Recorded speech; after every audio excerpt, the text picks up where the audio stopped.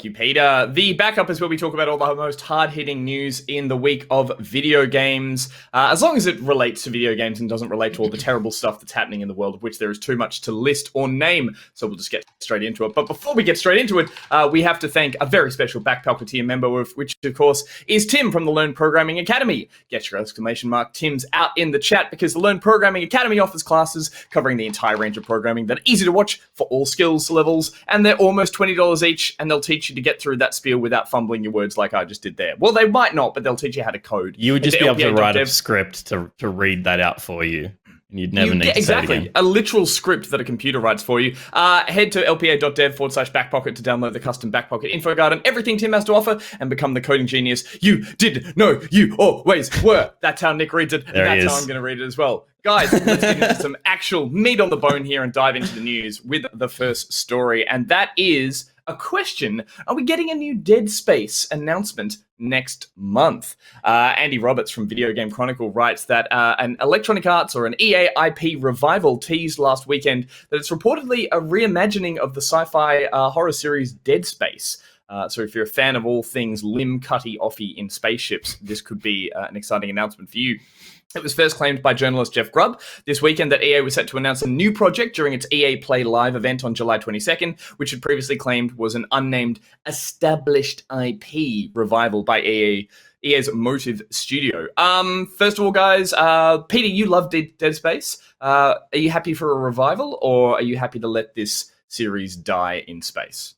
I reckon we're ready for a new one. I reckon we're ready for a new iteration.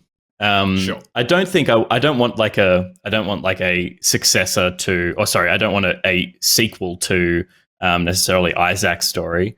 I would love for a new game to come out that kind of reinvents what we expect from action horror, like the original Dead Space did. I love what it did. It became more action focused as the series went on, and I think there's been enough time for a reset to happen where they can actually put a proper horror game back out with the Dead Space branding on it. Spoilers for the start of Dead Space 3. The protagonist in the prologue gets shot in the head.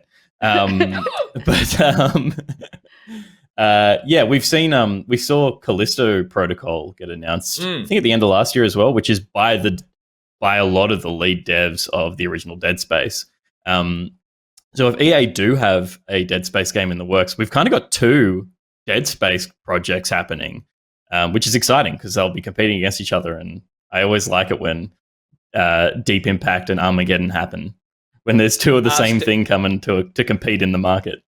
Especially when one of them, as you're right, Callisto Protocol is technically probably a spiritual successor, which are always interesting because the pedigree from the original game comes through and makes something they really wanted to make. And then, if we're getting a reimagining of the series, thank God we're not getting a HD remastered set or whatever keeps coming out with every other game out there. Steph, did you play these games much, or were you a big fan? I wasn't a big fan. I definitely played them, but I would say that this is a level of scary that I don't particularly enjoy.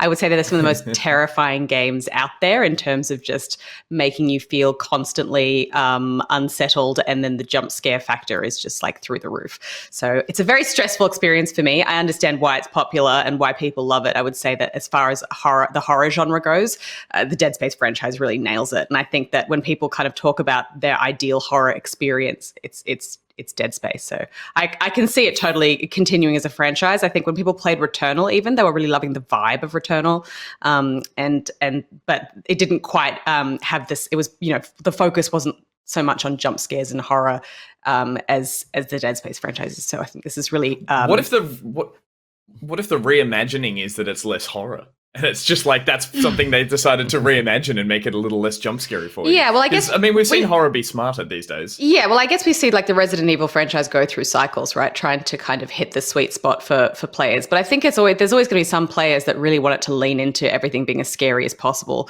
whereas other players want it to be more action so that they feel less stressed. I'm definitely in that camp. But I think this franchise needs to lean into its horror to be successful, I think, because that's what it's always done so well. Yeah. And for me, it's like horror games, I don't love them. I guess I do like the the like adrenaline of playing them. But it's that kind of thing, like particularly when I was playing these games, I was like a uni student, poor gamer who could only afford a couple of games. But it was like Dead Space was a maybe 12-hour campaign, and it felt like it took 40 because you would play it in half-hour chunks because it was just so terrifying. It's like you get this value for money out of like you get a really intense experience in short bursts, which like horror is a genre that can do that, and there aren't a lot of genres that do that. They're like, okay, I need to put this down because I'm exhausted, and I really love that experience. And I had that with Racing 7 as well. It was like it felt like a really long game because it was like not a thing that I could put big sessions into. Game so long, I never got around to finishing it. Well, yeah, the first Dead Space as well, like set a sort of really cool, like hard sci-fi Event Horizon vibe to it. And that one first came out in 2008. I think we saw the series by Dead Space 3. That was a snowy planet one, wasn't it? So it definitely lost some of the kind of like claustrophobic nature. It was like, I remember that one being a little less atmospheric. Yeah, so it still has that vibe, but again, it's like it's the problem with that horror faces, which I think all storytelling faces, which is escalation of stakes, and it's like you start with this really cool, small, focused idea, and it's like, well, the next one needs to be bigger and better, and then the next one needs to be bigger and better. And by Dead Space 3, they had Isaac was like running around like Action Man, could crouch. Like speed crouch walk, like, you know, it just felt like roadie run, I believe is the term. Yeah, he was kind of roadie running. It was COD, Marcus Phoenix, whatever in space, as opposed to being like something. And it had to evolve. So like if they were going to milk it with a series, and of course they are. So I think, now is a good time to hit the reset button, jump back to what made the original idea really cool. And like we saw with Alien Isolation, which became kind of a sleeper hit. It was like people were like, oh, I don't really know if I like this. But as it's kind of had time to settle, everyone realizes how amazing Isolation is as an alien entry and a horror video game. So all I picture now is Dev sitting in front of these buttons that you speak of, and there's a reimagine button, there's a remaster button, there's a relaunch. Like there's all these different versions of what they could do right now. I'm with you. I'm kind of happy they're going to hit the reimagine button, and because you get a little bit of a like, oh, you can retell the first story, but you can do it in a different way with some more focus. So that could be good. Very promising. Yeah. Exciting stuff. Well, moving from one game that Pete's a fan of to a game that Steph's a fan of. Yeah, these segues will get better as we go on. We are getting a rumor that Ghost of Tsushima will be getting a standalone expansion to be announced at an incoming PlayStation event. So Robert Ramsey from Push Square writes that Ghost of Tsushima is possibly getting a standalone expansion titled Ghost of Ikishima. I hope I'm pronouncing that correctly. Supposedly taking place on the Japanese islands of Iki, which are south of Tsushima, just off the coast of the mainland Japan. I'm learning a lot about like Japan's geography just through these games that I haven't played. It'll apparently feature in Sony's next showcase, and so we're hopefully going to see some of it there. Steph, did you end up finishing Ghost of Tsushima in the end, or getting pretty far through it? No, I didn't finish it, but I did dip into the multiplayer expansion that they added to it, which was really, really fun. I really enjoyed it. I think it was a great addition to the game, and it was fun being able to a game that you spent like many hours in by yourself to suddenly be able to be in that space with a friend is really fun. It's like, I don't know, there's something kind of really magical about it. I'm glad that there's going to be more content to it. Obviously, it's a super popular game with a beautiful world that I will never get tired of exploring. My only thing is, like, I wonder where it takes place in the timeline of things. Are we still kind of, circling around this specific war? You kind of just want it to be over for them, right? Like, I know it. We know how it turns out historically, but at the same time, It's like, I hope these guys catch a break at some point. The idea of it being a standalone bit of DLC, meaning obviously you won't need to even finish or own the original Ghost of Tsushima. I'm trying to think of other games we've seen do this because I really appreciate it. And the one that springs to mind for me is Infamous Second Son had a bit of standalone DLC. Pete, do you think this is a better way to package up a bit of a game that might fall to the wayside for people who didn't own the original? Yeah, it's like the thing that it does is the people who are interested in Ghost of Tsushima, who played Ghost of Tsushima and loved it, are going to find it. and some of the things that maybe stopped people from playing Ghost of Tsushima, like the fact that it's a big, expansive open world game that like maybe is a bit daunting. It's too much game. I don't know if I want to commit to that amount of time. It's like it goes, well, yeah, maybe I could play just this little, little Snippet. vertical slice of what the ideas of the game are and get a taste of what that bigger game is. Maybe then that's a stepping stone into the bigger game, but maybe it's just enough.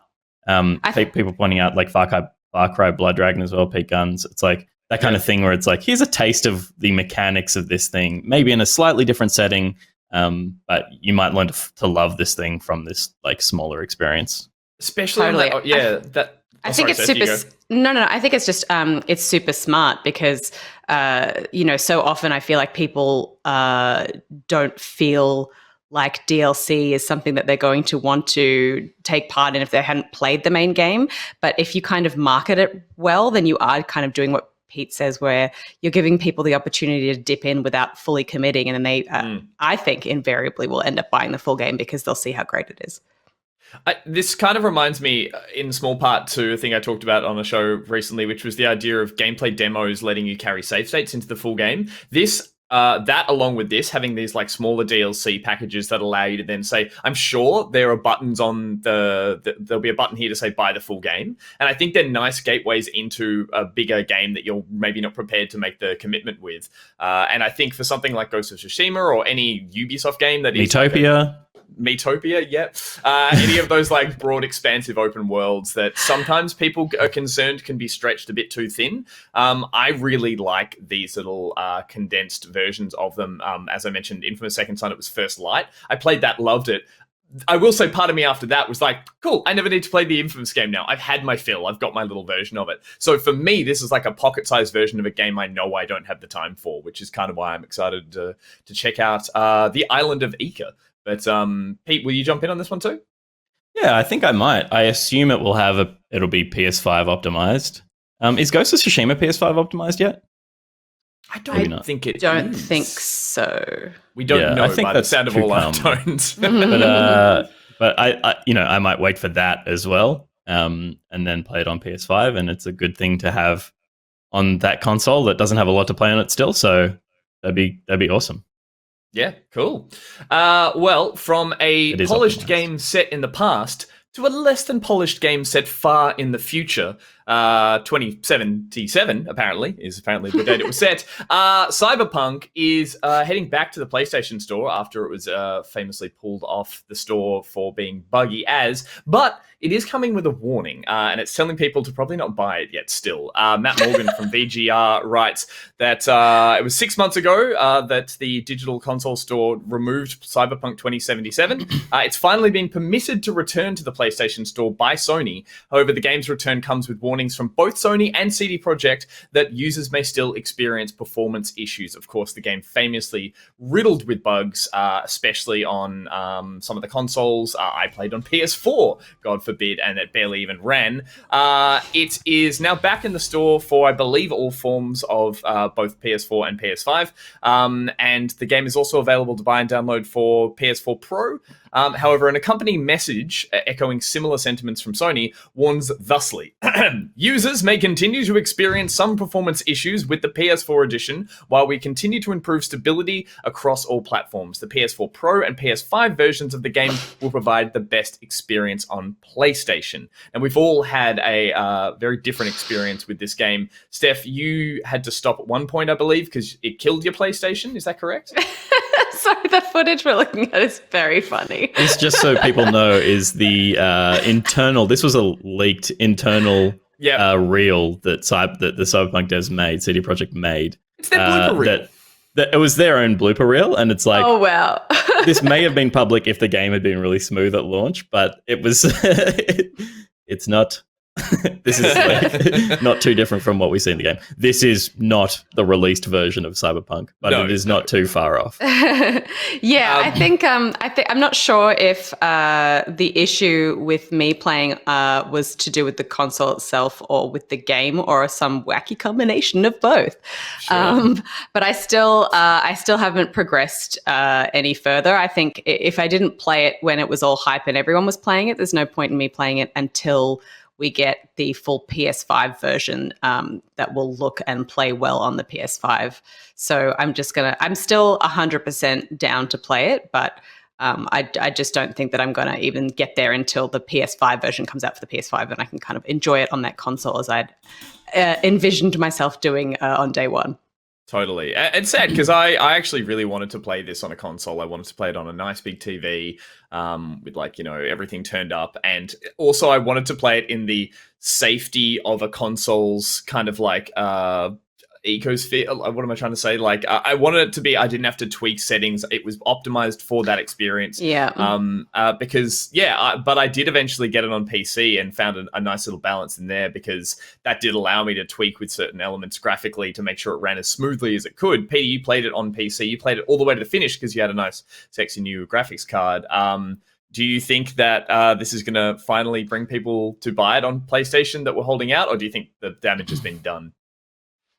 It's an interesting one that they had an opportunity for a second launch in terms of like, let's just get this thing absolutely working on PlayStation, then we can launch and go like, hey, it's a good experience and be really excited about promoting it. Whereas this like tepid, like, hey, we've put it back on the store. If you're on a PlayStation 4, don't buy it. PS5, you're probably all right. PS4 Pro, maybe. And it's like there's not an incentive to go out and go like go and purchase with confidence. Yeah. Like there's no. I think this is one of my favorite gaming experiences. It's a very video gamey game, but I freaking loved playing through this game. Yeah. And like I want as many people to be able to experience as possible. But it's like it's just a weird thing to jump like back into the deep end with still a buggy game. I think this game is going to be buggy forever. But I think it's going to potentially reach a point where it's buggy in a way that people can forgive, like any Bethesda game. So it's strange, isn't it? Because you almost want them, as you said, to go back, obviously lick their wounds for a long amount of time, and then repackage this game and then bring it out on a stronger front foot with maybe, I don't know, like whatever added DLC, bundle that with it, just be really confident about it. Sweeten the deal. Totally sweeten the deal. And instead what we're getting is a semi-confident re-release, but also, like you said, or like the story says, putting it on a console that it says, but you probably shouldn't play it here. I reckon they should have just definitely cut those like dead limbs from the tree being both I think the problem with that for them was that they were like, we've already sold it to people on this platform. Sure, heaps of people got a refund, but to then turn around and say, hey, to everyone who bought, like that's even worse, I think, to go like, there's still people who own it on PS4. To go like, we're not supporting it anymore. We've abandoned you. Yeah. If you bought it on PS4, and to put the incentive on them to go and yes, that's good. That was always the case, though, wasn't it? If you bought it on PS4, you were always going to get the free upgrade to PS5. Yes, yeah. That was part of it. But I think also, I think what's difficult too is that they can't like. It would have been better from a marketing perspective to withhold the release back onto PlayStation platforms until it was like supported for all generations of the console. But they can't withhold, I think, the game from people if they have a PS5, and there's so few games that they can play on a PS5. So that's why I think they probably opted for like, look, we'll put it back on the store, but only buy this, please, if you have a PS5. And then everyone else just wait a little bit longer. It's not the best thing to do from a marketing perspective, but I think from Sony's point of view, I think they feel like they have to do it. Well, I think from CD Projekt's perspective as well, as you said, Pete, that they've sold this game to people, but they've probably already sold it to Sony, or they've sold the rights to run it on that console. So I wouldn't be surprised if there is an onus on them to deliver it in some form or another to the PlayStation 4 as well. I'm sure there's something in a contract that says you are selling we are buying this game off you for however much money to sell for to people on these platforms, and you can't just say no, we can't do that one anymore, we're removing that out. I'm sure there is a heap of paperwork somewhere that says that, you know, all the dramas that they're going through. That is such a great flip, Peter, by the way. I do very much enjoy your footage. I always try and find this piece of footage so when we show this game. It's been a tumultuous time since its release, but maybe this is a chance for some people to get their hands on it who've been hanging out. Whether or not it is the perfect version, I think time will tell. But it just, even just seeing the footage reminded me of the game, and think, oh yeah, I haven't finished that game. It's still sitting, you know, with a third of a save file on my PC, so maybe a good enough reason to dive back in. From a new game that was set in the future based on some old retro novels. Too much. Too much. To a new game based on an old movie based on someone's stupid idea. The Space Jam novel movie. idea. The new Space Jam film is getting a game, and that's coming to Game Pass. We are getting a crowd-sourced idea for a game, I believe. Anna Diaz from Polygon writes that Space Jam: A New Legacy, which is the sequel to the iconic 90s sports comedy with the Looney Tunes characters, is getting a video game tie-in, Space Jam: A New Legacy, the game. And it will launch exclusively as part of the Xbox Game Pass Ultimate Perks program on July the 1st, and it'll be a free-to-play game on the Microsoft Store on July 15th. I mean, looking at this thing here, it's a pixelated beat 'em up made by Digital Eclipse that's reminiscent of arcade games from the 90s era.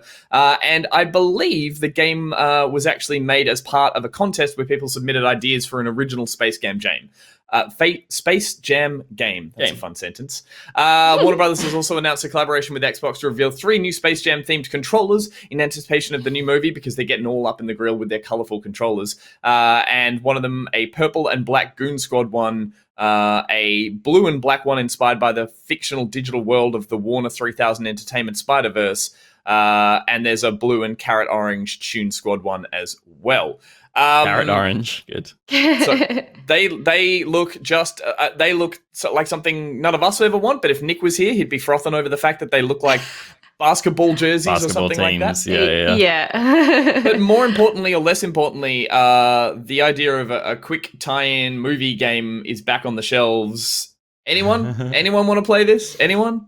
No, this is I don't think we're the audience for it, though. I don't know. Not. I feel like Space Jam is a film that people are really nostalgic about. So making a new one is going to draw a large audience who remembered the original from back in the day. Like, we're talking, it was a 90s film. And then to make a 90s inspired retro game is trying to tap into the fact that the audience will have nostalgia for that. And then the idea that they were like, we're going to crowdsource the idea. I'm like, just make an NBA Jam game with Looney Tunes characters. Like, totally. NBA Jam is still such an iconic game. But instead they've gone down the road of this beat 'em up. And I'm just going to be the skeptic among us and say that I think that contest was pretty bullshit. I reckon I reckon it was like, which 3 versions of a game? Like, they wouldn't have gone, gosh, we're just struggling for ideas, or gosh, we could come up with some really creative ones. They would have pretty much had this thing in the works and dressed it up as a contest. But that's just me being dead inside because this film will be terrible. Thoughts? Yeah, I think you're so right. It should be a reskin of NBA Jam. You know, when Scott Pilgrim came out, they had a Scott Pilgrim beat 'em up game, which totally makes sense based on the film itself being about, you know, characters fighting each other, but in video game style, like in the movie. This just seems like a lazy kind of arcade tack on when they could have done something that was more basketball focused, that I think kids would have got more joy out of and would have made more sense for the film. Well, to be fair, though... Oh, sorry, Pete, go. Just this plays as just a bit of PR, right? Like, it's like... And there's this game that you can play, and it's like, no one's going to play it after the film comes out. Not many people will play it before the film comes out. Doesn't look like a thing that's got legs in terms of, like, it's going to be an interesting game. It's just like the marketing team came up with this, which is fine. And, you know, it's like back in the day, this is why I played Doritos Van Rush or whatever the hell that game was on Xbox, which was like, get that gamer score. You got to get that gamer score. So people who are Chivo hunters are going to be like, oh yeah, that's an easy 250 or 1,000 gamer score. That's all I see in this. It's I'm not that's sure a part if of me that's dead, but that's all I saw when this game got announced. I'm not sure if anyone's picked up in the chat yet, but I should backpedal a little bit and say that I am aware of the fact that there was this run in the 90s of, particularly I think on like Super Nintendo, Sega kind of era of consoles, where basketball stars would put their names to video games that were beat 'em ups still. So the ones you had were Michael Jordan's Chaos in the Windy City, which he played the superhero that used basketballs to fight bad guys as he moved across a 2D plane. And then you also had Charles Barkley's Shut Up and Jam. So these were like these. There was also another one that was like a mystical one, I think. Maybe that was the Charles Barkley one. But they were these side-scrolling games that used NBA stars who were like bigger than big back in the day. So I guess in that sense, it's not too left to center, but I still think they just missed an opportunity to make a better tie-in game. Also in an era where I think the tie-in game is kind of dead, or we're super skeptical about it. Yeah, who wants to play a movie game? Yeah, I think they finally realized that the production cycle of a game cannot line up with a film unless they get a massive head start, which never happens. So, or they make something this quick and slap together, I guess. That's the other version. Yeah, true. Yeah. Cool. Well, none of us will be playing that, but maybe some other people will, and they can tell us what it's like, and that's as far as we'll invest into that game. That's based around a movie. Superman's in movies. How's that? Quick, nice and short? That was short. That worked for you guys. Both of your heads were in your hands, so I feel like I've totally nailed this now. Into the next story, that Warner Brothers Montreal could be working on a Superman game. Warner Brothers Montreal, the studio behind Batman Arkham Origins, and the upcoming Gotham Knights, may be working on another DC Comics game, such as a rumored Superman game. This was reported on PC Games End by Chris Capnell, who says that, in fact, the next Warner Brothers Montreal game could be a brand new IP. So whether or not that means within the Superman world. This was first flagged when several job listings have gone up for the studio, and none of them mentioned Gotham Knights specifically. The one for a 3C game designer caught some fans' attention for mentioning a third-person open-world action game, which suggests a similar type of game to the studio's previous title. But yeah, so basically we saw a couple of job listings that came out, and people are now speculating that it could be for a Superman title. There have not been great Superman games in the past. What are you talking about? Superman 64, which we're looking at right now, is divine. The footage is amazing. Like punching rings boxes to fly off through. In the sense that it's become so infamous that it now like has that kind of appeal to look at. You're like, oh yeah, this is kind of amazing, but only that in the green sense that it was smog. I feel like it's a difficult game to make because as a character, he would always be flying, because why would you walk when you can fly? And I feel like that's just like not super fun unless you're playing like Squadrons or something. So I was just saying, when I was watching this footage earlier, it's like the amount of backwards walking this character does, because it's so hard to turn around. It's just like... Because I feel like with like Spider-Man, for example, you know, the swinging through the city mechanic is really fun, and I feel like that's a great way to get around.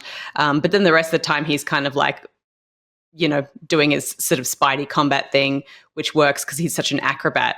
Superman, I feel like he's strong and he has lasers that he can shoot from his eyes. So like to make him not take advantage of the things that he can do, like flying and shooting lasers from his eyes to solve problems, feels like unrealistic. Do you think he runs into the same issue? And I'm saying this is really like I'm coming up with a conspiracy theory on the fly. But he runs into the same problems as Sonic, which is that he has this form, and the gold rings here as he flies through. So that's to say, he's obsessed with gold rings, so they clearly both have an addiction problem. But he has he has like a movement style that is fantastic for, you know, any form of fiction outside of video games, because it's just too unwieldy to control. And so yeah, the ability to fly faster than a speeding bullet just doesn't translate well to moving around a world. I remember there was a 360 Superman game that was pretty cool. It was based on the Brandon Rath film, Superman Returns, that again, it wasn't bad, but you know, it still never hit the lofty heights of something like a Spider-Man, where it just makes more sense to have a grounded, more interesting character in that world. Again, this is strictly rumored. There's been some tweets around it. There's been some job descriptions which people are now speculating around. So technically, it has yet to be confirmed, but fans apparently are remaining very hopeful that they will be able to step into the boots of Superman. But there is also, like the Sonic game, like the Sonic problem I was coming up with is there is a fan-made Superman game out there that people have said is fantastic. It was released on Reddit, developed a few weeks ago, and it's in early access build on Unreal Engine 5. And there's a brief clip of it on Reddit showing Superman in his red and blue costume zipping over the sky over New York. And apparently this is turning into something that people are more excited about, in the same way that I flagged there's a Sonic game that's been made on Reddit, which is actually the perfect Sonic game. So maybe fans need to be the ones to dictate how these kind of games could work. Yeah, maybe. I just feel like otherwise they end up nerfing him somehow. Like he gets kryptonited and you have to play half the game where he doesn't have his full powers, which is such a lame cliche and device to make a character playable in a video game where otherwise they just wouldn't be. So, I mean, yeah, I don't know that we necessarily need a Superman game, but I understand that there are Superman fans that feel like he hasn't been represented well enough in the world of video games, and maybe they're trying to solve that. Yeah. And I think, again, all this rumor and speculation comes from the fact that Warner Brothers Montreal are working on this new game, and strictly thus far they've been working on only the Gotham games. And the fact that it is not that, or it is not the new Gotham Knights game, people are saying, what else is there that they could be making, considering that they strictly really have worked on DC properties in the past? So I think, again, everyone's holding out hope, but, this is purely at this stage speculation. And I'm not sure if I even want to play a Superman game. Dolphin Pants says that their theory is a Harley Quinn game because she's at street level and obviously a really popular character. I would say more so these days than Superman. I agree. Yeah. I think like the Margot Robbie take has been pretty well received, so it would make sense to tap into that as well. But also the animated series that people just love. Yeah. I think, what's that called? Not Justice. It's like it's not Injustice either. I think it's just all the baddies, right? I don't know. Yeah. But again, we're seeing a much bigger trend these days for the heroes or the flawed villains, not the heroes, getting more attention because they end up being the more interesting characters. Superman is quite literally one of the most boring characters because he's just, they have to come up with contrived ways to make him more interesting. So sorry to any Super fans out there, but I reckon, maybe we steer clear of him for a game. We'll see. Yep. Speaking of things that should have been steered clear of, there was a story that came out last week or over the weekend about the game publisher who worked on Sniper Ghost Warrior Contracts 2, putting together a pretty, I think, on the nose, I should say, PR stunt for their game. So basically, Sniper Ghost Warrior Contracts 2 developer CI Games apologized for hosting a press event at a military-themed training park in California. Matthew Gort from Waypoint writes that a journalist was disturbed during the event when organizers put a M4 rifle in the hands and asked him to fire airsoft-style bullets at park employees who were dressed in white robes and basically looking to look like Arab stereotypes. This was a really, really sort of misstep from the publisher. The launch event took place on the authentic military training base in San Diego and aimed to replicate how real US Navy SEALs train, featuring similar standard military procedures and techniques. CI Games said in its apology that they were really sorry they couldn't actually get over there due to COVID restrictions, and so they basically left the event in the hands of the people who'd organized it. But according to the journalist, there was a Trump 2024 revenge tour flag flying above the main facility, and he was informed that no one at the actual event would wear masks as a COVID precaution. So it was already kind of questioning the motives behind the people running it. This was an absolute sort of clusterfuck of a PR stunt. Guys, Steph, do you think that they are still to blame even though they weren't there? Like that they've left this in the hands of someone else? Yes, absolutely. I feel like I first read the story on thegamer.com, which was just all from this journalist POV who was like, we haven't been able to go to events in a long time, and I'm really excited to go to this event after the worst of kind of COVID and everything. And they kind of turned up to this military training exercise that was like not just I mean, the premise of it was awful, but also like the whole setup of this world was to kind of create the worst possible stereotypes of any kind of Middle Eastern civilization. And yeah, they never referred to any of the people's like ethnicity specifically, but it was very obvious that they were creating a kind of like stereotypical terrorist scenario and had people dressed up in, as you say, sort of white robes with like all of the kind of cultural clothing that you would expect to see on someone from any Arab country, and asking people telling people, oh, these people have killed a lot of good Americans, so you just want to like kill as many as you can. And then posing for photos with them at the end when they're kind of, pretending to praise Allah and stuff like that, and having everyone line up with their guns. Like it's so bad. And I feel like, yes, the publisher can be like, oh, we didn't know, but it's like, how can you, or they might, I think they even specifically said, oh, we wanted the enemies to more closely resemble what we had in the game, but we didn't have control over that. And it's like, well, you're supposed to have control over that. You're supposed to know how your game is being marketed. This is the kind of stuff that you should be vetting. It's no excuse. It was just like, I read that whole article with my face just going like this. That's like looking at that's like hearing one of my Segway's face. But yes. Oh my God. Well, CI Games are, as a Polish developer, they were setting this event up remotely for people in the States. So, well, they weren't, let's get this straight. They're not setting that up. They have a publisher who is hooking them up with PR teams. They might have a suggestion of what they want to happen. The local PR team is who sets this shit up. Yeah. And so, like, there's a PR team in America who were promoting Sniper Ghost Warrior Contracts 2, who arranged this, who said, we want to do this to the developer, and the developer said yes. Yeah. So it's like, it is totally more on the PR team. Yes, it like comes back to Ghost Warrior. They need to be, that the dev studio needs to be aware of exactly how their game is being promoted. But they are a small team. I'm giving them a little bit of benefit of the doubt here. They're being supported by a publisher, and they got like, I mean, that's the most middle America bullshit you can imagine, right? Like, it's like, of course this happens all the fucking time in America. That's America. The fact that this Polish dev team had this PR team set this thing up for them sucks. It should have been caught somewhere. This company should never have been contacted. This company shouldn't exist. I think the thing that came out for me is that, this stuff must, it'd be nice to think there's, more progressive kind of event runners. But I think this stuff shooting gallery. Well, not progressive, but just like, none of all this bullshit like Steph was saying. There's all these like, not only was it kind of cliche, but it was also like all the worst versions of stereotypes. There was like, and exists for people to go like walls and stuff like that.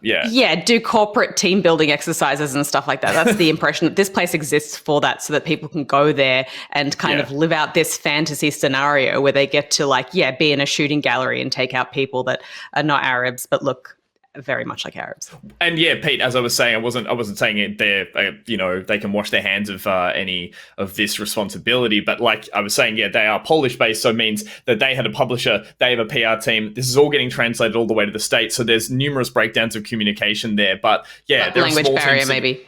Sitting on the other side of it thinking this sounds like what we're being told is the best thing to promote our game. So like I kind of want to give them a little bit of the benefit of the doubt that it's now been heaped directly on them to make this formal apology, which is good that has been done in some sense, but this should have never taken place in the first place. And I believe that it's totally their fault, but it's also other people's fault. It's a problem with like the systems that are set up with marketing video games. And the fact, and there's obviously a clear problem that there's no one in any camp that saw this being a massive issue. Because it fucking is. There needs to be those people. I've always said there's a problem when there's that person in a boardroom or something that says, what would be a good idea? You need 3 other people to say, wait, let's all just go through this and think of why this might not work. And then unfortunately in this case, it didn't work. So CI Games have come out and made a public apology. The journalist article does outline all the things that went wrong with it. Unfortunately, this stuff does happen, and PR can very often blow up in people's faces and in no way reflect, I guess, the quality of the people who worked on the game. So fingers crossed that doesn't come back and totally ruin the studio. But a strong lesson to learn, I think, for those developers and also for the PR people in between who come up with some terrible ideas, guys. Terrible ideas. I was hoping there'd be another story on the end of this to really round out the end of the news. But that is, I think, the most hard-hitting story we have. And it's also the last story we have to round out the news at the end of that. So that is literally all the video game news that has been happening this week. So there's technically nothing else you need to know until this time next week.